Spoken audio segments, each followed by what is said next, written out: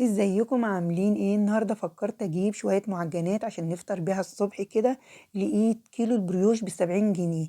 يعني الصراحة الاسعار صدمتني جدا. كيلو البريوش ب70 جنيه، فقلت لا يا بنت روحي البيت وهاتي معاكي كيلو دقيق وكيس خميرة، وهنعمله في البيت باسهل طريقة ومكونات اقتصادية جدا وما فيهوش تكلفة خالص. طب ما تيجي نشوف الطريقة بتاعتنا. جبت كيلو من الدقيق اهو، دقيق متعدد الاستخدامات ومنخول كويس. هحط عليه معلقة صغيرة من الملح، ولو عندك الكوباية اللي انا هوريها لك دي 5 كوبايات من الدقيق. لو ما عندكيش الميزان ده 5 كوبايات من الدقيق. تمام كده. تعالوا بقى الخطوة التانية، هنعمل ايه؟ هنجيب بولة وهنحط كيس من الخميرة الفورية اللي هو قد ايه بالظبط؟ بمقدار معلقة كبيرة مليانة. وهحط عليه كوباية كمان من السكر. هي دي الكوباية اللي انا عايرتي بيها الدقيق. طب الكوباية دي قد ايه بالظبط السكر بالوزن؟ 200 جرام من الايه، من السكر. عندي كوبايتين من المية، هنحط كوباية دلوقتي وكوباية هعجن بيها. الكوباية ديت بتشيل 200 ملي من المية، ولازم المية تكون دافية، ما تكونش معاكم سخنة، عشان لو حطيتيها سخنة هتبوظ معاكي مفعول الخميرة. ونقلب كويس المية مع السكر مع الخميرة لغاية ما تدوب خالص السكر والخميرة. وبعد كده هنحط معلقة كبيرة من الخل الأبيض وهنقلب كويس. لو مش متوفر عندك الخل الأبيض عادي، مفيش أي مشكلة، بس هو بيدي طراوة للمخبوزات يعني. قلبنا المواد السايلة مع بعض كويس جدا، هنضيفها بقى على الدقيق. وخلي بالكم انا لسه عندي كوباية مية تاني ونص كوباية من الزيت. هنبتدي بقى نشمر ايدينا كده ونعجنها. لو عندك عجان اعجنيها بالعجان، ما عندكيش العجان عادي شمري ايدك واعجنيها، ما بتاخدش 10 دقايق عجن. هنبتدي بقى نزود كوباية المية الموجودة معانا شوية بشوية لغاية ما العجينة هتبقى عجينة ناعمة معاكي والدقيق ده يختفي خالص معاكي. كده انا ضفت كل ايه المية كلها، كوباية المية التانية كلها. وهنقعد نعجن بقى فيها بايدينا لغاية ما الدقيق ده خالص يختفي وتبقى عجينة يعني ناعمة معاكي. هنا العجينة عاوزة تتخدم تاني، بس ايه، في نص كوباية من الزيت. شايفين انا لميت العجينة كلها، لميت الدقيق كله. هنبتدي بقى ايه، نضيف اخر حاجة بتضيفيها نص كوباية من الزيت. وزي ما قلت لكم الكوباية دي هي اللي عايرتي بيها الزيت، هي اللي عايرتي بيها المية، هي اللي عايرتي بيها السكر، هي اللي عايرتي بيها الدقيق. طب قد ايه بالظبط الزيت ده؟ 100 مللي من الزيت. وهنبتدي بقى نعجن العجينة بتاعتنا لغاية ما تتشرب خالص الزيت. طب بعد ما تتشرب من الزيت لو لقيتيها طرية أو بتلزق أوي معاكي في إيديكي، ممكن تحطي لها معلقتين كبار من الدقيق، عشان في دقيق بياخد سوائل كتير وفي دقيق بياخد سوائل قليلة. أنا هنا ما زودتهاش دي، لقيتها العجينة ناعمة معانا وعجينة مطاطية، فما احتاجتش معايا تاني معلقتين الدقيق. شايفين العجينة؟ يعني معجونة كويس. الصراحة تحفة. العجينة بتبقى حلوة جدا لما تشديها كده، تتشد معاك بكل سهولة وتبقى عجينة مطاطية، بتعرفي ان العجينة اتعجنت كويس. هتغطيها وتسيبيها لمدة ساعة. بعد ساعة بقى كلبظت اهي وحجمها اتضاعف. هتكوني دهنة ايدك شوية زيت صغيرين وتنزلي بيها على الرخامة وتلفيها على شكل اسطواني كده. بس اهم حاجة تدهني ايدك شوية زيت، عشان هي بتلزق بعد ما بتختمر، يعني بعد ما بتخمر بتلزق في الايد. فانت تنزلي بيها على الرخامة وتدهني ايدك شوية زيت وتقطعيها على 20 قطعة. كمية العجين دي هتقطع معاكي 20 قطعة. وبعد ما بتقطعيها كده بتلفيها كرات مقاس اليوسف الصغير او مقاس الايه، الليمونة الكبيرة. كده انا قطعتهم كلهم. هنبتدي بقى نغطيهم ونسيبهم بس ربع ساعة يرتاحوا. بعد ربع ساعة بجيب أول كورة أنا قطعتها وابتدي بقى ألفها زي ما انتوا شايفين كده.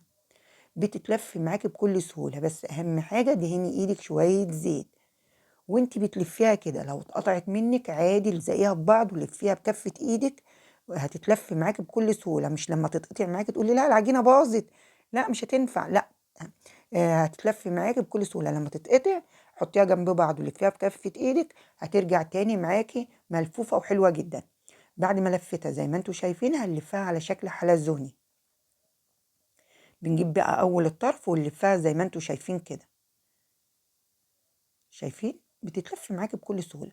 وبتجيبي اخر الطرف وتحطيها ايه تحت البريوش من تحت كده.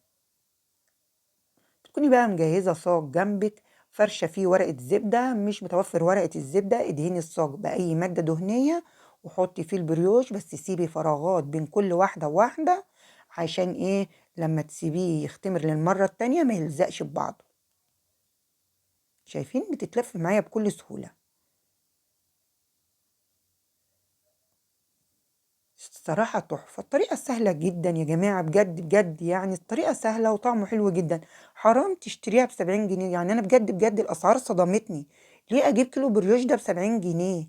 طب ما أنا أعمله من كيلو دقيق عملت كمية حلوة، وما خدش وقت خالص، ده أنتِ ممكن تعمليهم في يوم جمعة أجازة كده، وتعمليهم وتحطيهم في الفريزر تخزنيهم، وبعد كده بتطلعيهم وتسيبيهم 5 دقايق على الرخامة بيطلع طري زي الفل. بعد ما أنا بقى قطعتهم كلهم وسِبت فراغات زي ما أنتم شايفين، هنغطيهم ونسيبهم ساعة، لازم بعد ما تلفيهم كده تسيبيهم ساعة، بعد ساعة حجمهم اتضاعف. الصراحة أنا كنت عاوزة أدهنهم بيض بس لقيت البيضة ب5 جنيه فما رضيتش أجيب البيض، فجبت معلقة كبيرة من العسل الأسمر وعليه معلقة كبيرة من المَيّة ودوبتهم كويس جدًا، قلبتهم بالمعلقة وبقيت أدهن بيه. أنتِ يا ست الكل عاوزة تدهني بالحليب ادهني، عاوزة تدهني بصفار البيض برضه ادهني، اللي متوفر عندِك.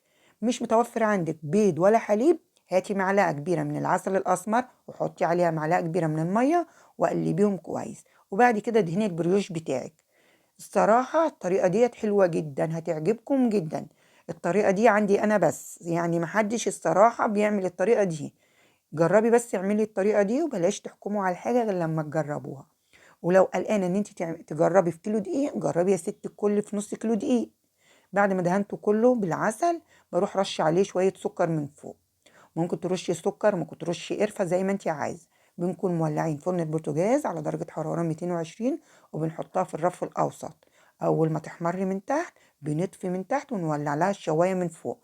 أول ما بتاخد اللون الحلو الإيه الذهبي الفاتح أو زي ما انت عاوزة، ممكن في ناس بتحبها زيي تاخد اللون الذهبي الغامق، بتروحي مطلعاها من الفرن وتغطيها وتسيبيها متغطية لمدة ربع ساعة. دخلتها الفرن اهي ابتدت تحمر من تحت زي ما انتوا شايفين، هبتدي اطفي من تحت واولع الشوايه من فوق عشان تاخد لون من فوق. لازم تسيبي فراغات عشان هو لما بيدخل الفرن حجمه بيتضاعف عشان ما يلزقش ببعضه.